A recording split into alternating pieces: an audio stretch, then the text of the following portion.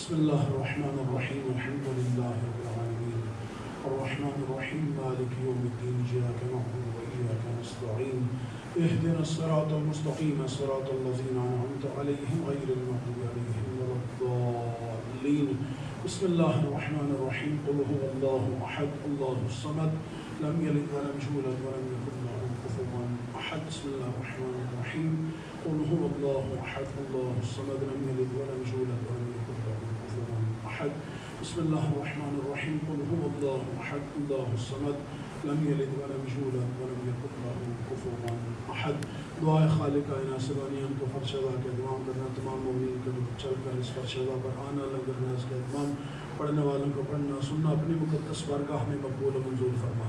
پروردگار ذکر کا واسطہ ہم سب گناہ کبیر اور صغیر سے درگزر فرما، ہمارے والدین اساتذہ کرام کے گناہوں سے درگزر فرما۔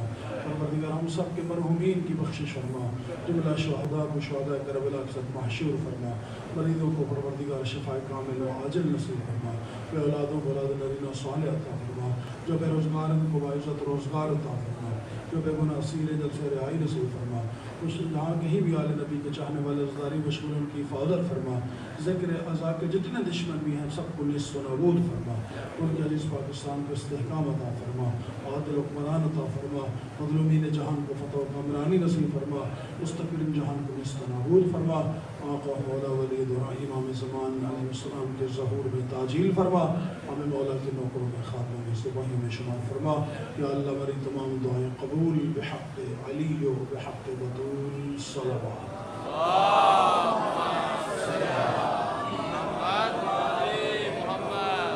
اعوذ باللہ من الشیطان اللعین الرجیم بسم اللہ الرحمن الرحیم الحمد للہ رب العالمین بارئ الخلائق اجمعین والصلاة والسلام والتحیۃ والاکرام علی نبینا وشفیع ذنوبنا وطبیب قلوبنا مولانا ومولا الثقلین جد الحسن والحسین ابی القاسم محمد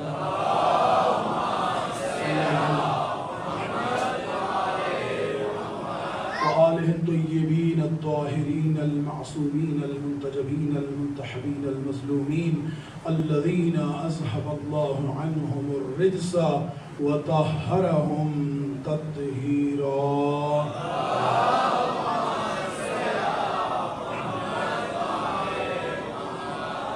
ولعنة الله على أعدائهم أجمعين من يوم عذابتهم إلى قيام يوم الدين وبعد يوم الدين أما بعد فقد قال الله الحكيم في كتابه المتين وفرقان الحميد وقوله الحق وهو أصدق القائلين بسم الله الرحمن الرحيم لا إكراه في الدين قد تبين الرشد من الغي فمن يكفر بالطاغوت ويؤمن بالله فقد استمسك بالعروة الوثقى لا انفصام لها والله سميع عليم صلوات۔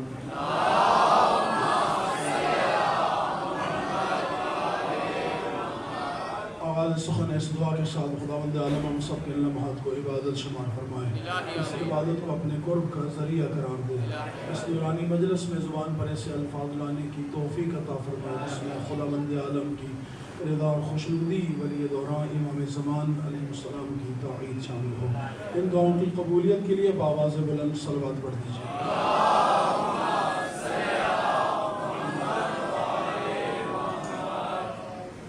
آج موضوع گفتگو ولایت اور ہدایت، اور اس سلسلے میں آج تیسری مجلس آپ کی سماعت کو ہدیہ کرنے جا رہے ہیں۔ سامعین محترم، بغیر کسی تمہید کے میں گفتگو کا آغاز کر رہا ہوں۔ خداوند عالم نے اس اپنے محبوب جس کے قلب اطہر پر قرآن نازل کیا ان کے متعلق ارشاد فرمایا لولاک لما خلقت الافلاک، محبوب اگر آپ نہ ہوتے تو آسمان کو خلق نہ کرتا۔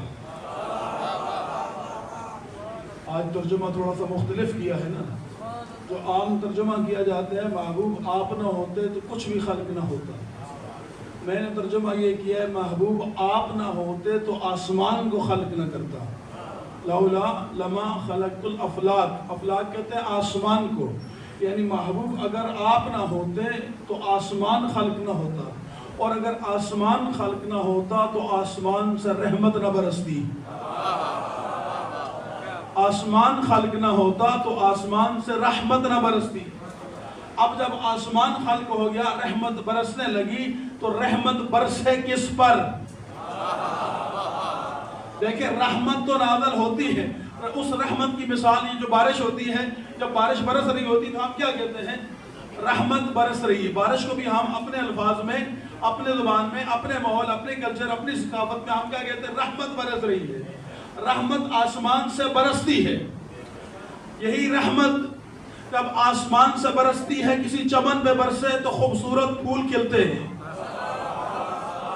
یہی رحمت اگر چمن پہ برسے تو خوبصورت پھول کھلتے ہیں، اور یہی رحمت اگر کسی گندگی کے ڈھیر پہ برسے تو بدبو اٹھتی ہے۔ یہی رحمت کا قطرہ اگر سیپ کے منہ میں آئے تو موتی بنتا ہے، اور اسی رحمت کا قطرہ اگر سانپ کے منہ میں آئے تو زہر بنتا ہے۔ اب سوال یہ ہے قصور رحمت کا ہے یا ظرف کا؟ نہیں، مجمع میرے ساتھ ابھی نہیں ہو، میں نے جملہ کہا ہے۔ میرے جملے کو اگر آپ نے قدر نہیں کریں گے مجھے دکھ ہوگا۔ میں نے جملہ یہ کہا ہے رحمت برسی۔ رحمت برسانے میں اللہ نے کوئی کنجوسی نہیں کی تھی، لیکن رحمت چمن پہ برسی تو خوبصورت پھول کھلے، جہان میں اٹھے۔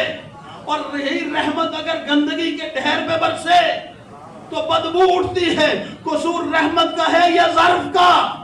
تو سارے ایک باشعور باعقل انسان یہ کہے گا قصور رحمت کا نہیں، ظرف کا قصور ہے۔ یعنی اس کا مطلب ہے اللہ نے رحمت للعالمین جسے بنایا تھا وہ تو رحمت اپنی جاری و ساری رکھے ہوئے تھا، اب جیسا ظرف تھا ویسے قبول کیا۔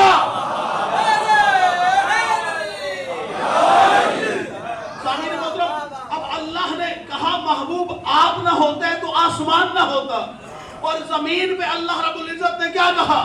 اللہ کے رسول نے وہ زبان جو بغیر وحی کے کلام نہیں کرتی، یعنی اللہ نے اپنے محبوب سے کہا محبوب یہ جو مٹی ہے نا، اس مٹی کا کوئی باپ بنا دے۔ جملہ میں نہیں سمجھا پایا، جملہ میرا مجمع میرے ساتھ نہیں ہے۔ مولا کائنات کو ہم نے ابو تراب کا لقب نہیں دیا، ابو تراب کا لقب اللہ کے رسول نے دیا۔ ابو تراب یعنی مٹی کا باپ، یعنی مٹی کا باپ۔ باپ اصل ہوتا ہے، اولاد اس کی فر ہوتی ہے۔ اگر اصل نہ ہو تو فر ہو ہی نہیں سکتی، اگر اصل نہ ہو تو فر نہیں ہو سکتی، باپ نہ ہو تو اولاد کا تصور ممکن ہی نہیں ہے۔ تو سامعین محترم آسمان بنا مصطفیٰ کے صدقے، زمین بنی ہے مرتضیٰ کے واسطے۔ جملہ سمجھے گا میں جو کہنا چاہ رہا ہوں، آسمان بنا مصطفیٰ کے واسطے، زمین بنی مرتضیٰ کے واسطے۔ میں نے کہا خدا بندہ یہ تو نے تقسیم کیوں کی؟ میں اپنے موضوع سے یہیں سے متصل ہو جاؤں گا۔ میں نے خدا سے سوال کیا خدایا تو نے یہ تقسیم کیوں کی؟ آسمان اپنے محبوب کے بارے میں اور زمین اس کے محبوب کے لیے۔ کہا دیکھو جب بھی انسان اللہ کی بندگی اور عبادت کرنا چاہتا ہے تو عبادت کے لیے پاک ہونا ضروری ہے۔ نہیں مجمع میرے ساتھ نہیں ہے، عبادت کے لیے پاک ہونا ضروری ہے، اور پاک دو ہی چیزیں کرتی ہیں، یا پانی پاک کرتا ہے یا مٹی پاک کرتی ہے۔ تو جو میں جملہ کہنا چاہ رہا ہوں، یعنی جب تک پاک پانی موجود ہو کوئی بندہ بھی تیمم نہیں کر سکتا۔ جب تک پانی موجود ہو تیمم کی ضرورت نہیں ہوتی، ضرور واجب ہے کہ پانی سے انسان پاک ہو، لیکن اگر پانی میسر نہ ہو تو عبادت ترک نہیں کی جا سکتی۔ پھر مٹی سے تیمم کر کے عبادت خدا کرو۔ ارے اللہ رب العزت نے کیا خوبصورت تقسیم کی ہے، کہا دیکھو آسمان مصطفیٰ کے واسطے، زمین مرتضیٰ کے واسطے، یعنی آسمان سے جو کچھ بھی برسے گا وہ مرتضیٰ کے صدقے میں، زمین سے جو کچھ بھی نکلے گا وہ مرتضیٰ کی وجہ سے۔ اللہ میں نے کہا پروردگار تقسیم کیوں کی؟ کہا ساری امت کو ہونا ہے پاک، پاک کرنے والے چاہیے کوئی ایسے ہو جو پاک کر سکے۔ پاک دو ہی چیزیں کرتی ہے، یا پانی پاک کر سکتا ہے یا مٹی پاک کر سکتی ہے۔ جب تک پانی موجود ہو مٹی سے تیمم نہیں کیا جا سکتا۔ ارے دنیا والوں کو 1400 سال سے ان مجالس کے ذریعے ہم یہی تو پیغام دیتے آئے ہیں، تک مصطفیٰ موجود تھے، ہم علی کے دروازے میں نہیں آئے، لیکن مصطفیٰ کے بعد علی کے علاوہ کون سا در ہے؟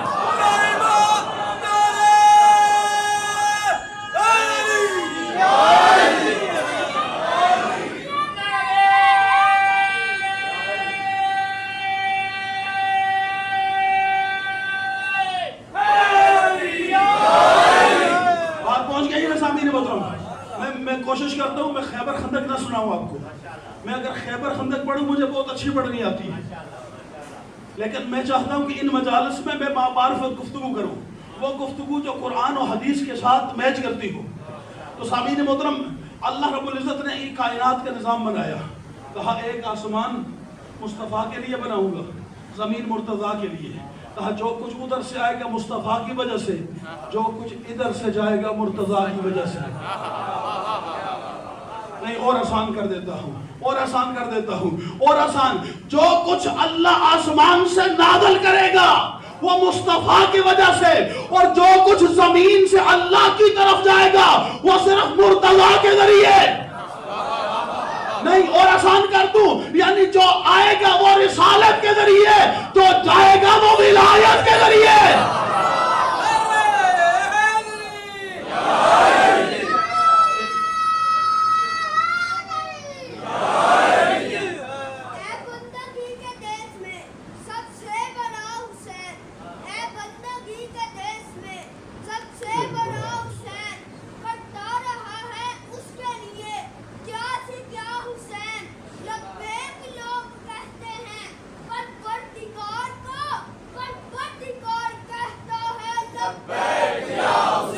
لبیک یا حسین،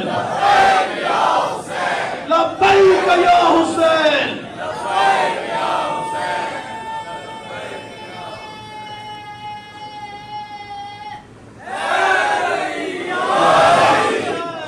لا اکراہ فی الدین.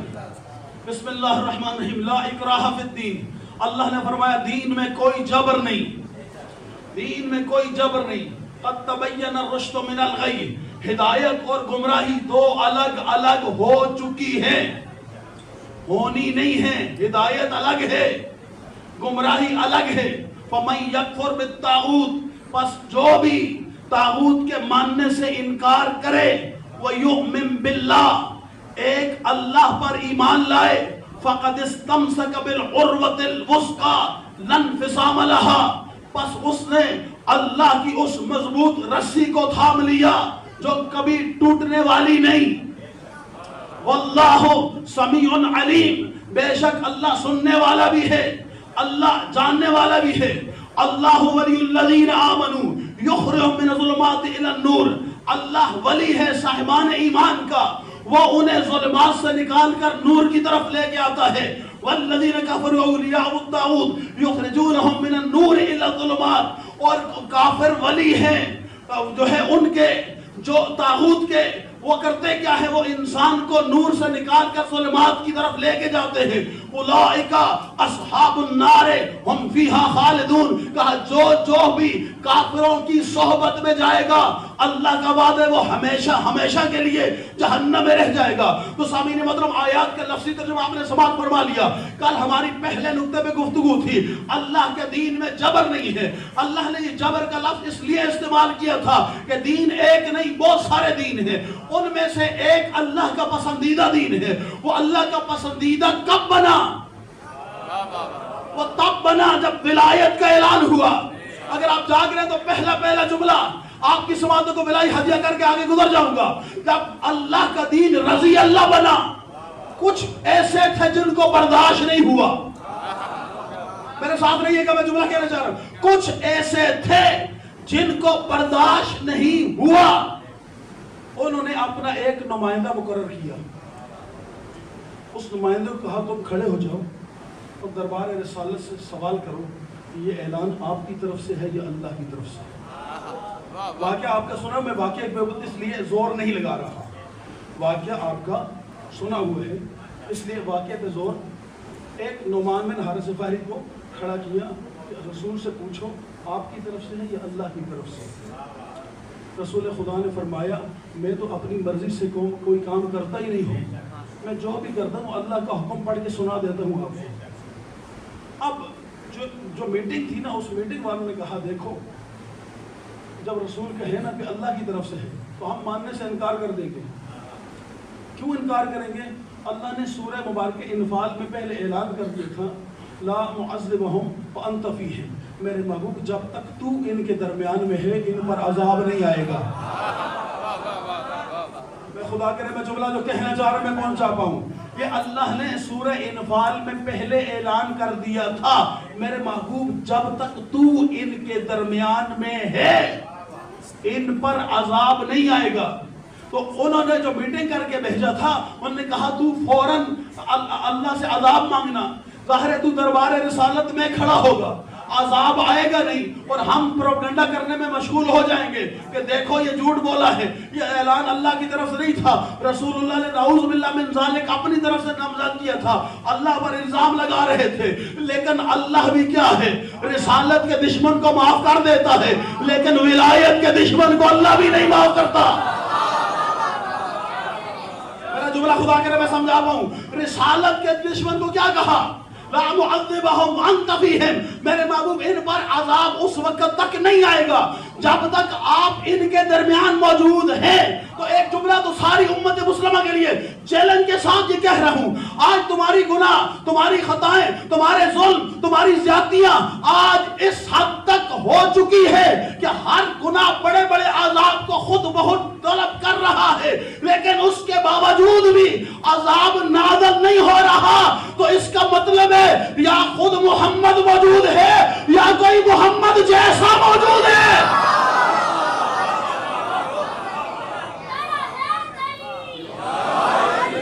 ماننا پڑے گا نا، یا خود محمد موجود ہے یا کوئی محمد جیسا موجود ہے. اگر محمد مصطفیٰ 1400 سال پہلے یہ نہ فرماتے المہدی من اطرتی، مہدی میری اطرت میں سے ہے، اس کی شکل میری شکل، اس کا رنگ میرا رنگ، اس کی صورت میری صورت، اس کی سیرت میری سیرت، یعنی جس طرح کربلا میں علی اکبر شبیہ رسول تھا آج کے زمانے میں مہدی شبیہ رسول ہے.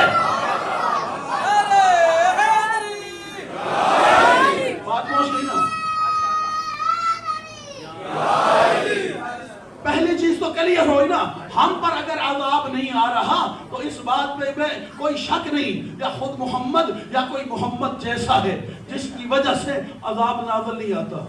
لیکن جملہ اگلا کہوں، یہاں جمعہ ہوتا ہے یہاں جمعے کے خطبے میں خطیب آپ کو ہر جمعے کو پڑھ کے سناتا ہے ثابت الارض والسماء، یہ زمین و آسمان اے امام زمان آپ کے وجود کی وجہ سے باقی ہے. ہر جمعے کو خطیب جمعے کے خطبے میں پڑھ کے سناتا ہے اے مہدی زمان یہ جو زمین و آسمان باقی ہے یہ ہمارے وجہ سے نہیں، آپ کے وجود اطہر کی وجہ سے باقی ہے. یعنی اگر 1400 سال کے بعد بھی اس کائنات کا وجود ہے تو وجود کا سبب ہم نہیں، حجت خداوند عالم ہے، ولی خدا کا وجود ہے. تو پھر کئی مجھے جملہ کہنے دیجئے نا سامعین محترم، اگر ولی محمد ہو تو کائنات کے صفات کا ذریعہ بنتا ہے، ولی علی ہو تو صفات کا، ولی مہدی ہو تو کائنات کے صفات کا ذریعہ ہے.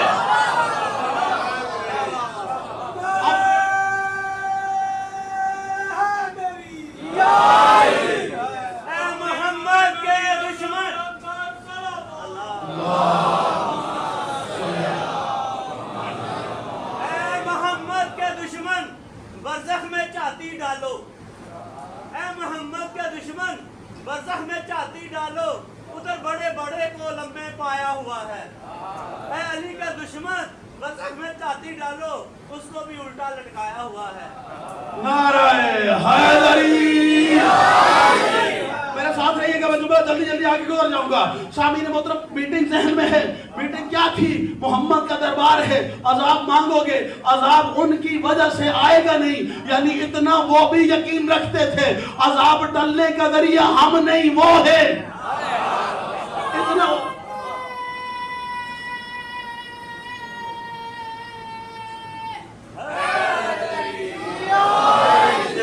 وہ بھی یقین رکھتے تھے عذاب ٹلنے کا ذریعہ وہ ہے، عذاب سے بچانے کا ذریعہ وہ ہے، ہمارا وجود نہیں ہے. لیکن ادھر ساحل نے عذاب مانگا، ادھر اللہ نے قرآن میں آیت نازل کی سأل سائل بعذاب واقع، جب ایک سائل نے عذاب کا سوال کیا اللہ نے فوراً عذاب نازل کیا، آسمان سے پتھر گرا، اس کے سر پہ لگا، نیچے سے پتھر نکلا، علی کا دشمن دو ٹکڑے کر کے اللہ نے دنیا کو بتایا محمد کے دشمن کو، میں جملے کو اس طرح کہہ رہا ہوں، دین لانے والے کے دشمن کو معاف کر سکتا ہوں، دین بچانے والے کے دشمن کو معاف نہیں کر سکتا۔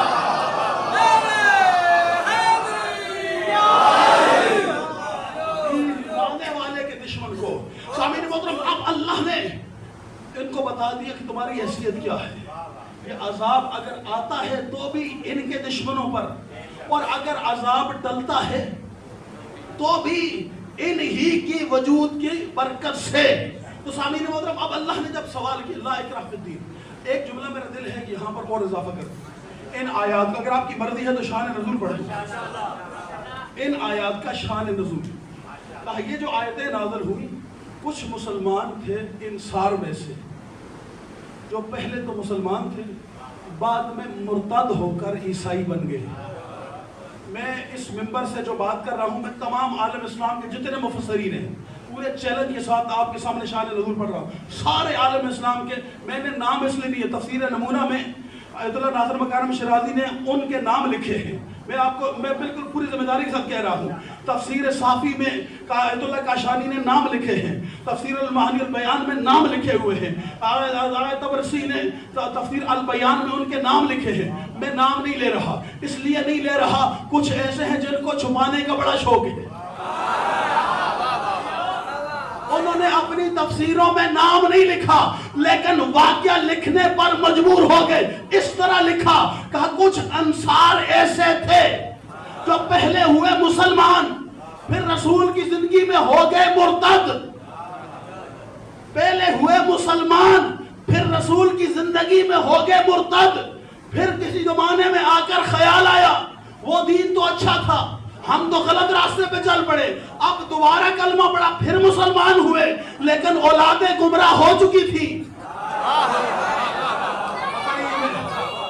اولادیں گمراہ ہو چکی تھی، اب یہ ہر روز اولاد پہ سختی کرتے تھے، وہ دین غلط ہے محمد کے دین میں آؤ، وہ دین غلط ہے محمد کے دین میں آؤ، وہ دین غلط ہے محمد کے دین میں آؤ، اولاد کے دین نہیں، اب جس دین پر رہے ہم اسی دین پر رہیں گے۔ جب یہ اولاد پر سختی کرنے لگے اللہ نے باپ کو منع کیا، خبردار بیٹے کو بھی زبردستی میرے دین میں نہ لانا۔ میں نے کہا خدا بندہ یہ پابندی کیوں لگا رہا ہے؟ کہا تاکہ دنیا کو یہ پیغام دیا جائے کہ کچھ ایسے ہیں جو آ کر پلٹ جاتے ہیں لیکن ایک در حسین ابن علی کا ایسا ہے ہمیشہ ادھر سے آئے ہیں آج تک گیا کوئی نہیں۔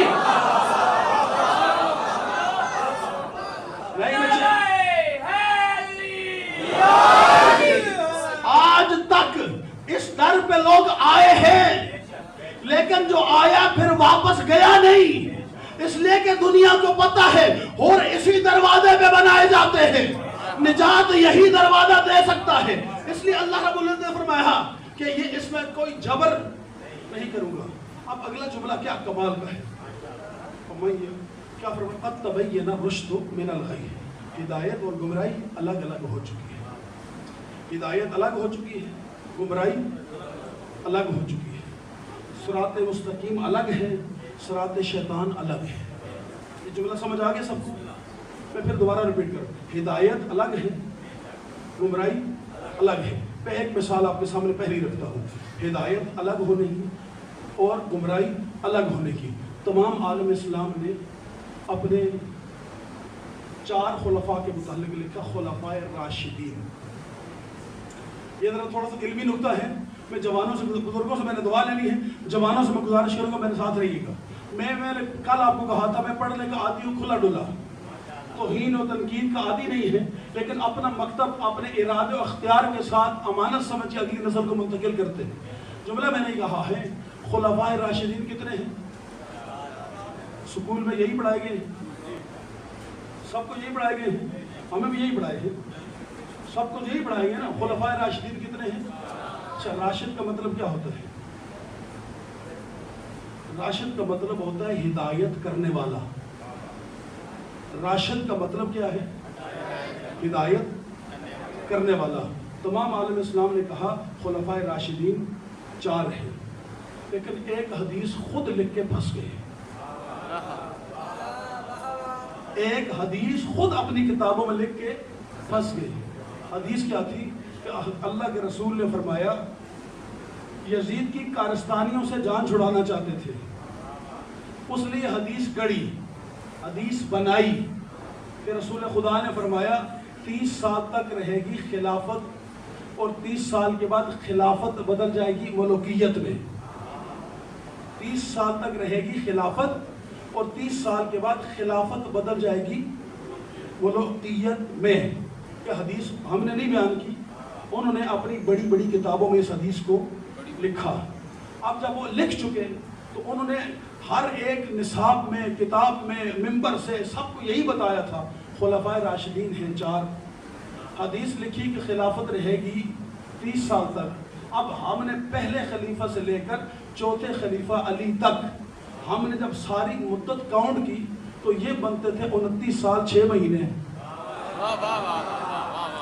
ذرا علمی بات سے میں نے پہلے کہا ہے، ذرا اس کو جوانوں کو میں سمجھانا چاہتا، کوئی پیغام دینا چاہ رہا ہوں. تمام عالم اسلام کے لیے دعوت فکر ہے. انہوں نے حدیث لکھی کہ کہا 30 سال تک رہے گی خلافت، اس کے بعد یہ خلافت بدل جائے گی بادشاہت میں. میں پہلا سوال تو عالم اسلام سے ہی کرتا ہوں. بادشاہ سعودی عرب کا بھی ہے، بادشاہ مصر کا بھی ہے، بادشاہ یمن کا بھی ہے، بادشاہ بحرین کا بھی ہے، بادشاہ قطر کا بھی ہے. یہ جتنے بادشاہ ہیں یہ جو کرتوت کرتے ہیں، کیا ان کے کرتوتوں پر اسلام کی چادر ڈالتے ہو؟ نہیں، میرا جملہ کسی کو سمجھ نہیں آیا.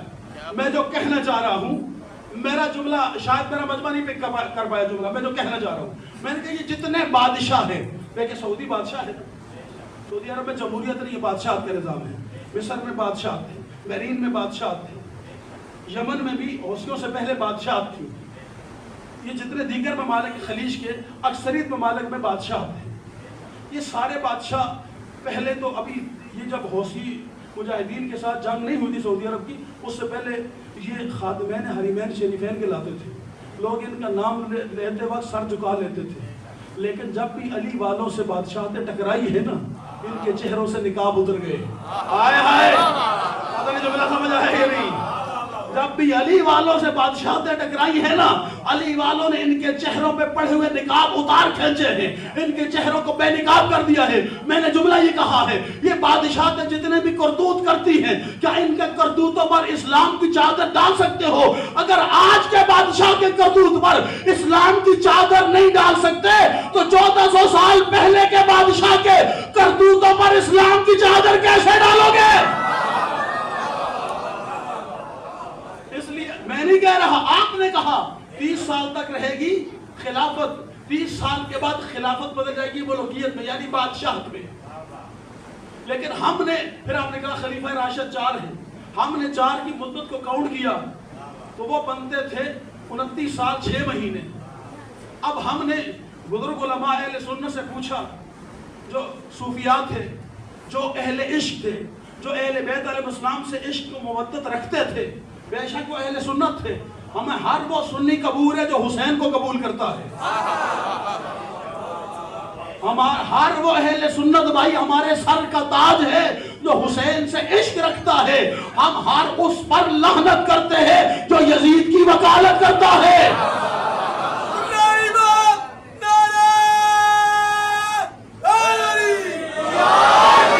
بات پہنچ رہی ہے، میری بات کو سمجھے گا.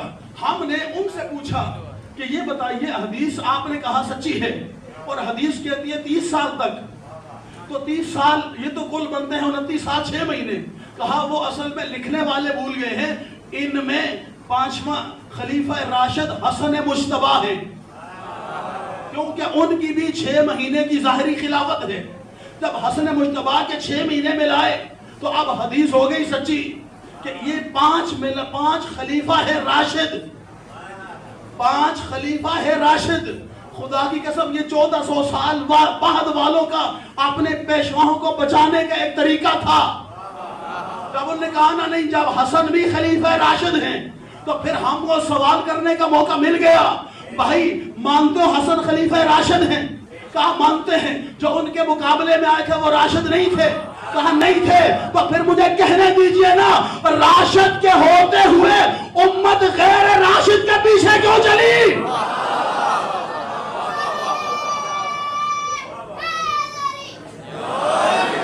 یہ سوال ہم سے تو بنتا ہی نہیں ہے کہ تم اہل بیت کے پیچھے کیوں چلتے ہو۔ یہ سوال تو آپ سے بنتا ہے۔ جب آپ کے عقیدے کے مطابق خلیفہ راشد موجود ہو تو پھر راشد کو چھوڑ کے امت غیر راشد کے پیچھے کیوں گئی؟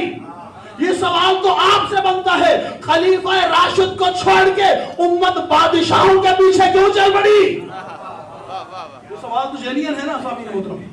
اب یہ سوال میں نے اٹھایا کیوں؟ اس لیے اللہ رب العزت نے فرمایا تھا قد تبین الرشد من الغی۔ رشد الگ ہے اور غی، رشد کہتے ہیں ہدایت کو اور غی کہتے ہیں گمراہی کو، الگ ہو چکی ہے اور گمراہی الگ۔ اب ہم نے کہا جو پیچھے والا سسٹم تھا ہم اس پیچھے والے سسٹم کو تو کم از کم قبول کر لیں۔ ہم جو پیچھے والا سسٹم ہے جس کو سارے برادران راشد کہتے ہیں اسے تو ہمیں کم از کم قبول کرنا چاہیے، لیکن ہم نے قبول نہیں کیا۔ جب ہم نے نہیں کیا تو کیوں نہیں کیا؟ سوال جواب ہم سے پوچھنا چاہیے نا، کسی اور سے نہیں۔ میں نے پہلے کہا توہین کے نہیں، تنقید نہیں، اپنا مکتب بیان کر رہا ہوں۔ ہم نے پچھلا سسٹم بھی قبول نہیں کیا، بلکہ میں اس کو ایک جملے میں کنکلوڈ کر دوں، ہر وہ سسٹم جو یزید جیسے کو تخت تک لائے۔ اتنا بڑا میں نے جملہ کہا ہے، میرا جملہ کھا گیا میرا مجمع۔ میں نے جملہ ہی کہا ہر وہ سسٹم جو یزید جیسے کو مسند رسول تک لائے۔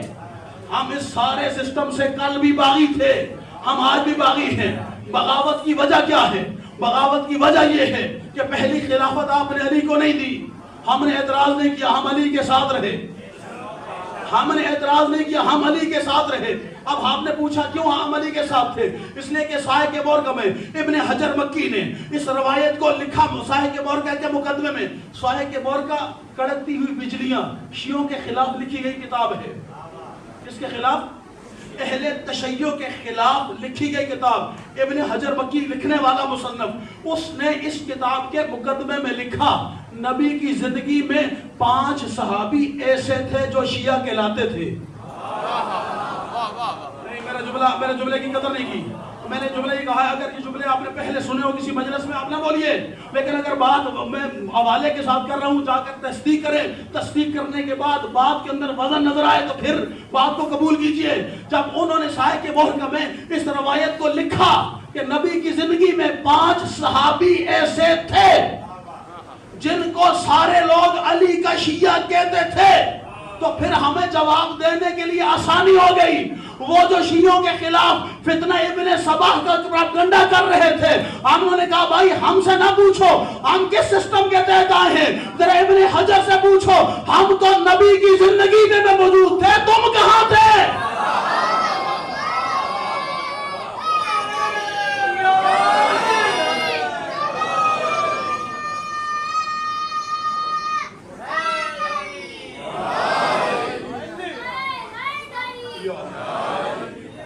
مصطفیٰ کی زندگی میں موجود تھے، تم کہاں تھے؟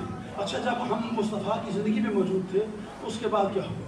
وہ جو زندگی میں شیعہ کہلاتے تھے انہوں نے مصطفیٰ کے بعد علی کا در نہیں چھوڑا۔ انہوں نے نبی کے بعد علی کا در نہیں چھوڑا، نہ پہلی خلافت میں، نہ دوسری خلافت میں، نہ تیسری خلافت میں۔ آپ کے اصول بدلے، ہمارے اصول نہیں بدلے۔ میں جملے کو بدل رہا ہوں، آپ کے اصول بدلے ہیں۔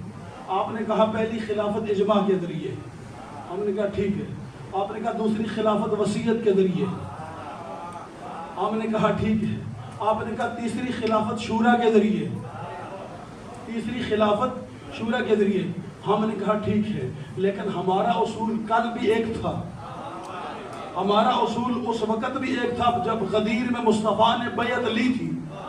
ہمارا اصول اس وقت بھی وہی تھا جب مصطفیٰ کے چہرے پہ ظاہراً مٹی ڈالی جا رہی تھی، ہم اس وقت بھی علی کے ساتھ تھے.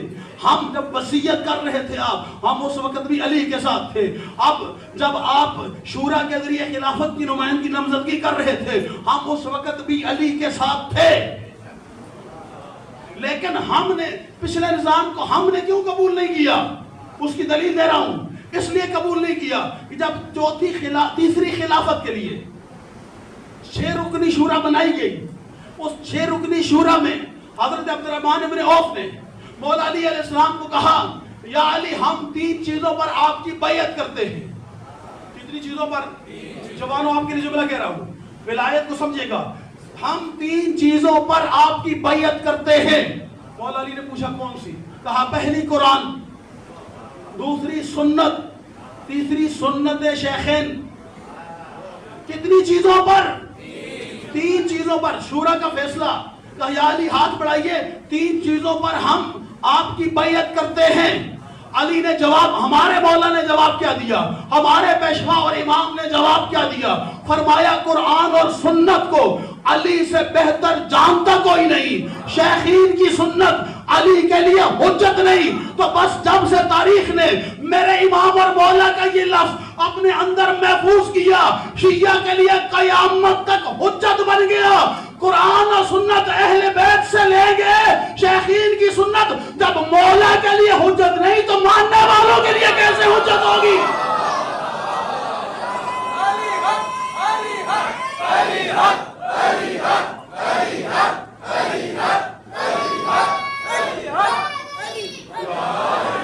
تاکہ تو نہیں ہے نا.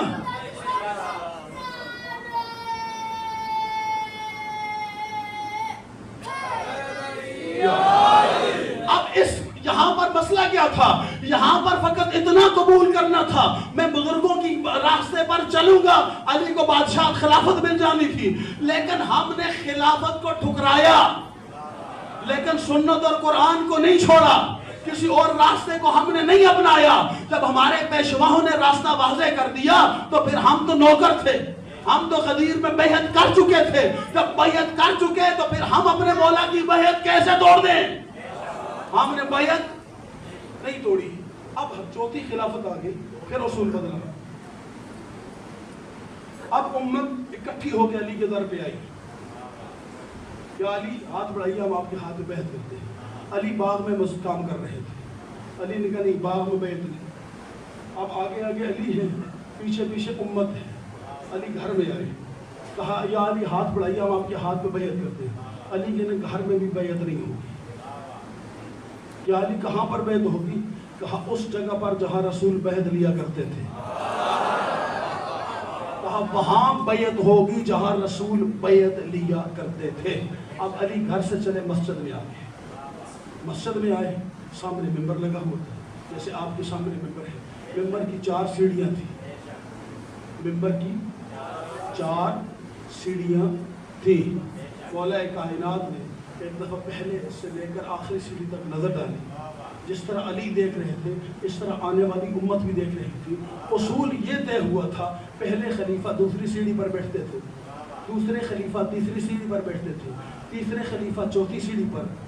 اب امت سوچ رہی تھی علی کے لیے تو کوئی جگہ بچی ہی نہیں. امت سوچ رہی تھی علی کے لیے تو کوئی جگہ بچی ہی نہیں. علی کہاں بیٹھیں گے اور کہاں بیٹھ کے بیعت لیں گے؟ اب علی آئے. علی نے پہلی پہ قدم رکھا، دوسری پہ قدم رکھا، تیسری پہ قدم رکھا. اس جگہ بیٹھے جہاں رسول بیٹھتے تھے.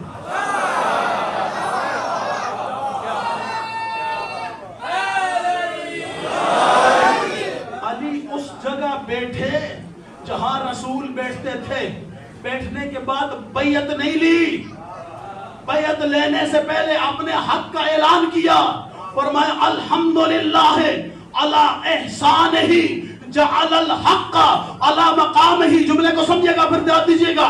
میں کہوں گا مولا یہ منبر پر بیٹھ کر بیعت لینے سے پہلے یہ اعلان کیوں کر رہے ہو؟ کہا اس لیے اعلان کر رہا ہوں کہ میرے سامنے یا صحابی رسول کھڑے ہیں یا صحابہ کرام کی اولادیں کھڑی ہیں. ان میں سے کئی ایسے ہیں جنہوں نے رسول سے سنا تھا کہ علی حق کے ساتھ ہے، حق علی کے ساتھ ہے، اور یہ بھی سنا تھا اللہم ادر الحق کا حیث ما دار علی، اے اللہ حق کو ادھر پھیرنا جدھر علی پھر جائے۔ میں آج منبر رسول پہ بیٹھ کے اپنے حق کا ان کے سامنے اعلان کر رہا ہوں تاکہ کوئی ایک بھی علی کی تکذیب کرنا چاہے تو کر سکے، لیکن ہزاروں کے مجمع میں کسی ایک بندے نے بھی علی کی اس بات کو نہ جھٹلا کر دنیا کو بتایا حق کل بھی علی کے ساتھ تھا، حق آج بھی علی کے ساتھ ہے۔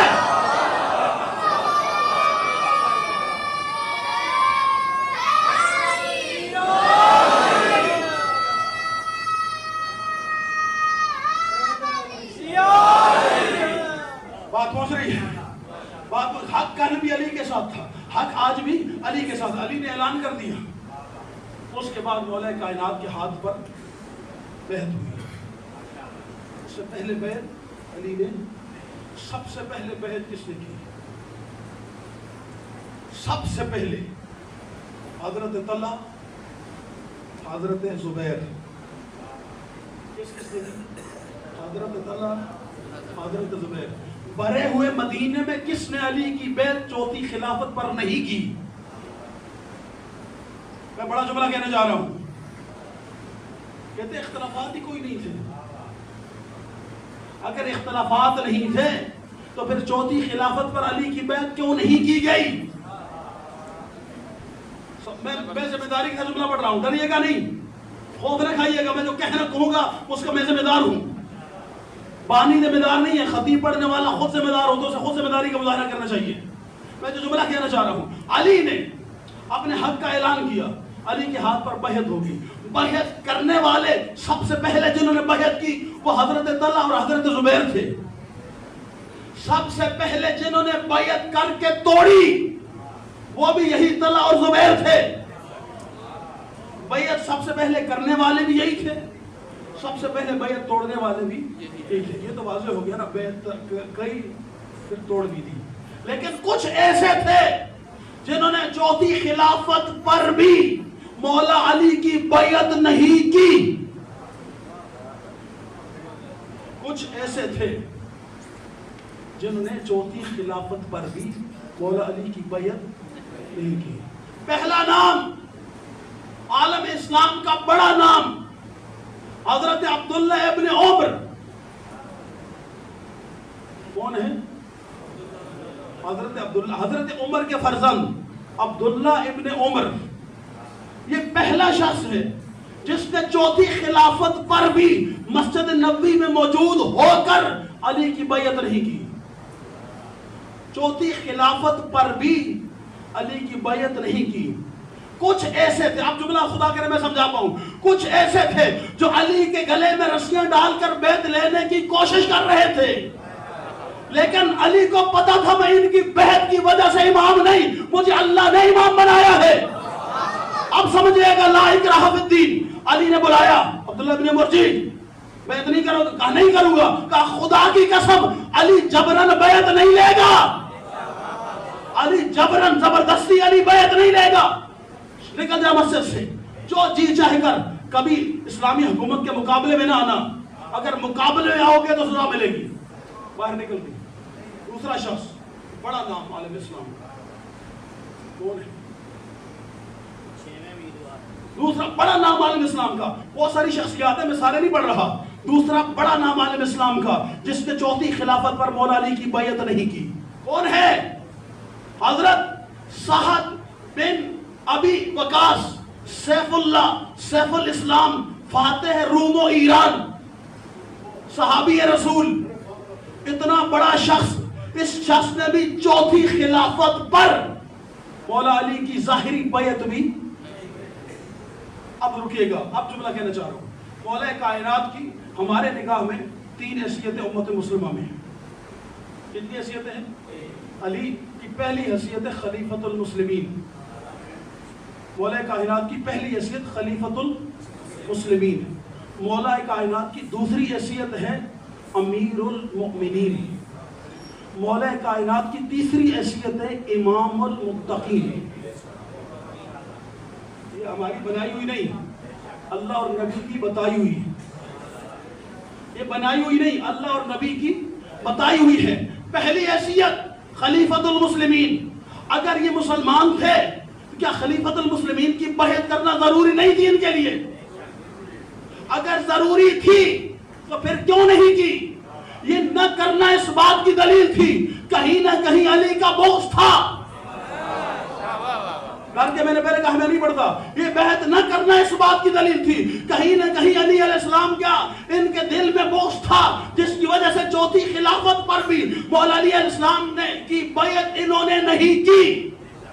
اب میں جملہ کہنے جا رہا ہوں، جو علی والے ہیں جا کر اس جملے کو سننے کے بعد اگر دل میں ٹھنڈ پڑے تو پھر اپنی ماں کے قدموں پہ ہاتھ رکھ کے ماں کا شکریہ ادا کیجیے گا کہ اے ماں تیرا شکریہ، تو نے نعت علی پڑھ کے ہمیں دودھ پلایا ہے، تو نے علی کا قصیدہ سنا کر ہمیں لوریاں سنائی ہیں، ماں کا شکریہ ادا کرنا۔ میں جملہ پڑھنے جا رہا ہوں، سامعین محترم، لوگ پوچھتے ہیں عمر سعد حسین کا قاتل کیسے بنا؟ میں جملے کو بدل رہا ہوں، اتنے بڑے صحابی رسول جس کا نام کیا ہے؟ سیف اللہ، سیف الاسلام، فاتح روم و ایران، حضرت سعد بن ابی وقاص، اتنے بڑے صحابی کا بیٹا امام حسین علیہ السلام کا قاتل کیسے بنا؟ تو جملہ سنیے مجھ سے، جب باپ چوتھی خلافت پر بھی علی کی بیعت نہ کرے، اولاد حسین کی قاتل بن جایا کرتی ہے۔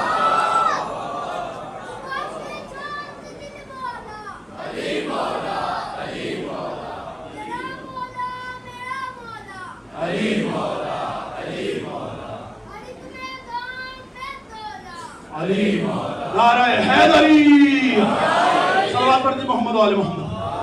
سامعین محترم، مجھے احساس ہے گرمی ہے، میں آپ کا زیادہ وقت نہیں لینا چاہتا، بس میں آج کی اپنی گفتگو کو سمیٹ کے نتیجہ آج کا، اور انشاءاللہ کل یہاں سے آگے گفتگو بڑھے گی۔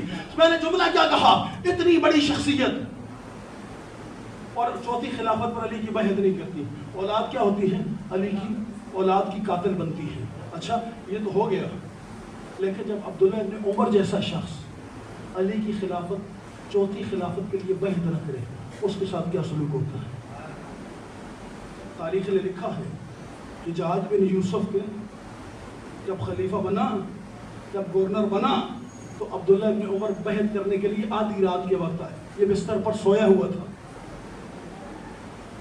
اس نے صحابیت کا بھی خیال نہیں کیا، تو اس نے کہا ہاتھ بڑھاؤ میں بیعت کرنے کے لیے آیا ہوں۔ پوچھا اتنی جلدی کیوں ہے بیعت کرنے میں؟ اتنی جلدی کیوں ہے بیعت کرنے میں؟ اس نے کہا میں نے رسول اللہ سے یہ حدیث سنی ہے، من مات ولم یعرف امام زمانہ مات میتۃ جاہلیہ، جو شخص بھی اپنے زمانے کے امام کی بیعت کیے بغیر مر جائے وہ جاہلیت کی موت مرتا ہے۔ میں نے پہچان لیا حجاج تو میرے زمانے کا امام ہے، اس لیے آدھی رات کے وقت تیرے ہاتھ پر بیعت کرنے آیا ہوں۔ حجاج اتنا خبتی انسان تھا، اس نے ہاتھ نہیں بڑھایا، اس نے اپنا پاؤں بڑھایا، کہا میرے پاؤں کے تلوے پہ ہاتھ رکھ کے بیعت کر لو۔ خدا کی قسم تاریخ میں لکھا ہے انہوں نے پاؤں کے تلوے کے اوپر ہاتھ رکھ کے اس کی بیعت کی اور واپس پلٹ گئے۔ اب مجھے جملہ کہنے دیجئے نا سامعین محترم، جس کو علی جیسی ہستی ملے، جس کو حسن جیسی ہستی ملے، جس کو حسین جیسا امام ملے، اتنی بڑی بڑی نعمات کا شکر ادا نہ کرے، پھر اللہ اسے حجاج جیسا امام عطا کرتا ہے۔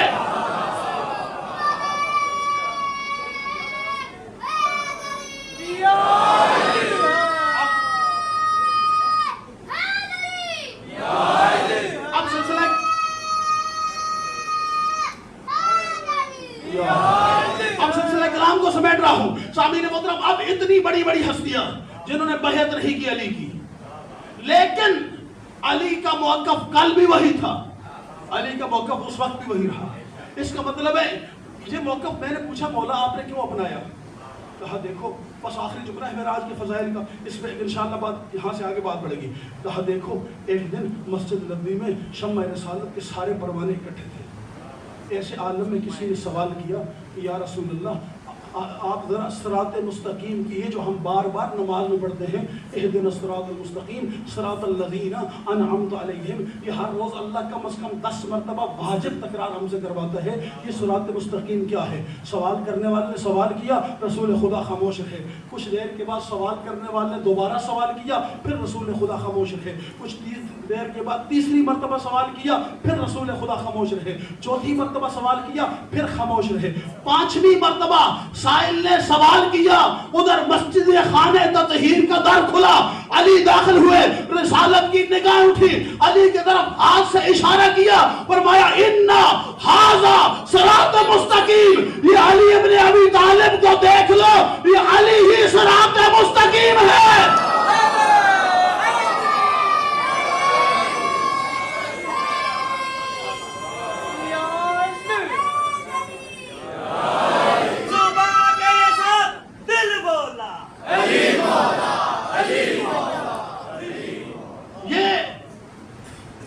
انداز میں محبوب خدا نے کہا یہ علی ہے، یہ صراط مستقیم ہے۔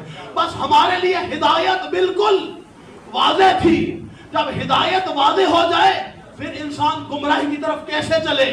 انشاءاللہ ہدایت کے مقابلے میں گمراہی کیا ہے کل اس پہ گفتگو کریں گے، خدا نے اگر توفیق دی۔ سامعین محترم، یہ ہدایت جب اتنی واضح ہو چکی تھی تو پھر علی کی دشمنی کیوں پیدا ہوئی لوگوں کی طرف؟ کبھی آپ نے سوچا ہے کہ علی سے لوگوں نے دشمنی کیوں؟ علی نے کسی کا کیا بگاڑا تھا؟ کائنات میں دو ہستیاں اتنی مظلوم ہیں کہ جن کی شہادت کے بعد ان کی قبریں بھی چھپائی گئی۔ اس سے بڑا مصائب کا جملہ کوئی ہے؟ آپ کے علاقے میں کوئی فوت ہو جائے کیا کرتے ہیں؟ قبر بناتے ہیں۔ جب اولاد کو ماں باپ کی یاد آتی ہے کہاں جاتی ہے؟ ماں باپ کی قبر پہ جاتی ہے، پھول چلاتی ہے، پانی ڈالتی ہے، فاتحہ پڑھتی ہے، دل کو تسلی مل جاتی ہے۔ دل کو کائنات میں پہلی قبر جسے چھپایا گیا وہ بطول کی قبر ہے۔ یہ میرا جملہ نہیں سمجھایا۔ پہلی قبر کائنات میں جسے چھپایا گیا وہ کس کی قبر ہے؟ بطول کی قبر ہے۔ جو لوگ حج اور زیارات کے لیے گئے ہیں، عمرے کے لیے، وہ علماء کے ساتھ اگر گئے ہیں تو علماء 3 جگہ پہ آج بھی بی بی کی زیارت پڑھاتے ہیں۔ ایک مسجد نبوی میں، ایک جو بی بی کا در تھا اس در میں، اور ایک جنت البقیع میں۔ یعنی 1400 سال کے بعد بھی سیدوں کو یہ نہیں پتا ان کی ماں کی قبر کہاں ہے۔ 1400 سال کے بعد بھی سیدوں کو نہیں پتا کہ ان کی ماں کی قبر کہاں ہے۔ مجھے انصاف سے بتاؤ، کسی اولاد سے اس کی ماں کی قبر چھپائی جاتی ہے؟ پھر اولاد حسن حسین جیسی ہو، اولاد زینب و کلثوم جیسی ہو۔ اچھا، پہلی قبر زہرا کی چھپائی گئی، دوسری قبر کس کی چھپائی گئی ہے تاریخ میں؟ 200 سال تک علی کی قبر بھی چھپائی گئی۔ کتنا عرصہ؟ 200 سال تک علی کی قبر بھی چھپائی گئی۔ اب ذرا علماء سے سوال کروں کہ علی کی قبر کو کیوں چھپایا؟ کہا بنو امیہ ڈھونڈتے تھے کہ علی کی قبر ہمیں مل جائے، ہم علی کی میت کو قبر سے نکال کے اس کی بے حرمتی کریں۔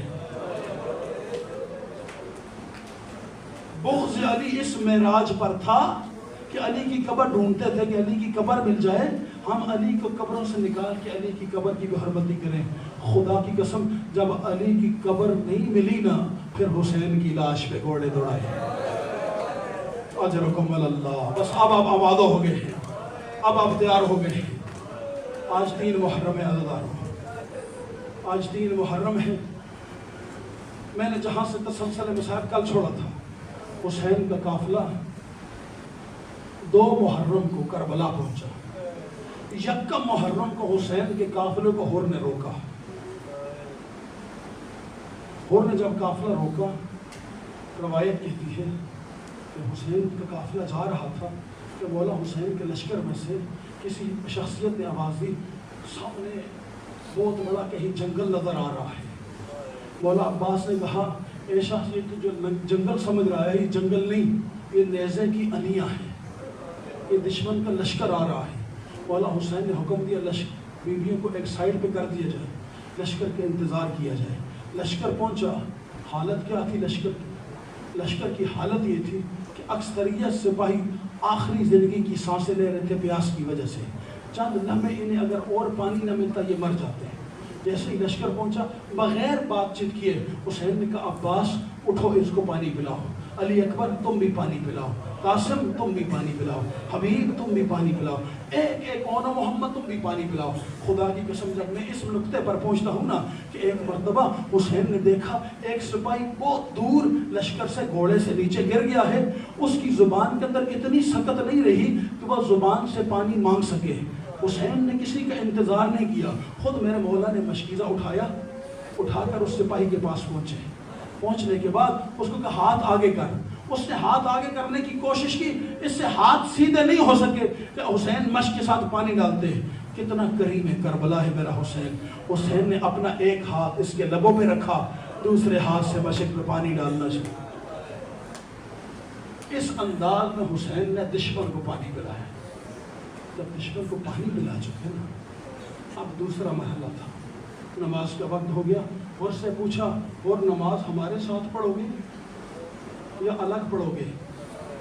اور نے کہا فرزند رسول نماز تو آپ کی ابتدا میں پڑھیں گے۔ یہ جو چیز بھی بتا رہی ہے کہ ہور کے اندر حیا تھا آل رسول کا، لیکن چونکہ حکومت کا نامزد کرتا جو ہے سپہ سالار تھا، جب نماز ہوگی اس کے بعد مولا حسین نے خطبہ دیا۔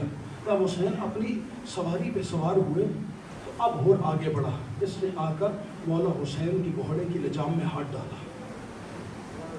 امام علیہ السلام نے نفسیاتی جملہ ہور کے متعلق استعمال کیا۔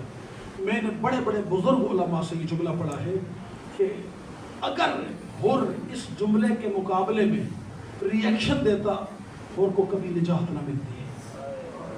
جملہ کیا تھا؟ امام علیہ السلام جیسے ہی ہور نے امام کی لجام میں گھوڑے کی لجام میں ہاتھ ڈالا، امام نے کہا ہور تیری ماں تیرے غم میں بیٹھے، تو میرے گھوڑے کی لجام میں ہاتھ ڈالتا ہے۔ ہور نے سر جھکا کر جواب دیا خدا کی قسم ہے حسین، اگر عرب کا کوئی اور پہلوان مجھے یہ جملہ کہتا میں اسے جواب دیتا، کیا کروں تیری ماں تو جوانان جنت کی عورتوں کی سردار ہے، تیری ماں سے تو خود رسول بھی اجازت لیا کرتے تھے، میں تیری ماں کے متعلق جملہ نہیں کہہ سکتا۔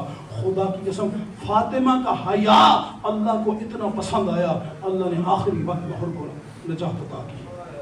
حسین چلتے چلتے کربلا کی زمین پر پہنچ گئے۔ سواریاں چلتے چلتے حسین کی رک گئی، یکے بعد روایت میں ہے 6 سواریاں یا 9 سواریاں میرے مولا نے بدلی، لیکن کوئی سواری جب آگے نہیں بڑھی، پھر حسین نے بلایا بستی والوں کو، بتاؤ بستی والوں اس جگہ کا نام کیا ہے؟ کسی نے کہا نینوا، کسی نے کہا غازریہ، ایک بزرگ نے کہا یقال لہ کرب و بلا، اس زمین کو کرب و بلا کہتے ہیں۔ بس کرب و بلا کا نام آنا تھا۔ حسین جلدی سے اپنے گھوڑے سے اترے اور آواز دی عباس خیمے لگا دو، یہی وہ جگہ ہے جہاں ہمارے جوان ذبح کیے جائیں گے۔ اجرکم علی اللہ، خدا تمہیں کوئی غم نہ دے، اجرکم علی اللہ، عددارو یہی وہ جگہ ہے جہاں ہمارے جوان ذبح کیے جائیں گے، یہی وہ جگہ جہاں ہمارے سر نو کے نیزہ پہ بلند ہوں گے، یہی وہ جگہ جہاں ہمارے خیمے جلائے جائیں گے، یہی وہ جگہ ہے جہاں زینب کے سر سے چادریں چھینی جائے گی۔ بس یہ جملہ کہا، عباس سے خیمے نصب کیے، خیمے نصب ہو گئے۔ اس کے بعد بنی اسد کو بلایا، زمین خریدی، 4 فرسخ مربع امام نے زمین خریدی۔